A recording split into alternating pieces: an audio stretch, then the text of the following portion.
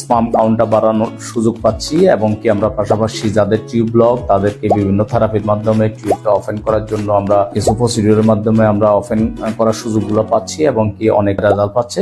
Positive result পাচ্ছে এবং কি পুরুষ এবং মহিলাদের এই প্রবলেমগুলো সলভ করে অনেকেই সন্তান মা বাবা হচ্ছেন এবং কি রেজাল্ট পাচ্ছেন, কনসেপ্ট করতেছেন। আবার অনেকেই সুস্থ থাকার জন্য, ভালো থাকার জন্য তাদের হরমোন যে লেভেলগুলা ডে বাই ডে একদম কমে যাচ্ছে অথবা কিছু হরমোন খুব বেড়ে গিয়ে বডিতে ইমব্যালেন্স করে দিচ্ছে,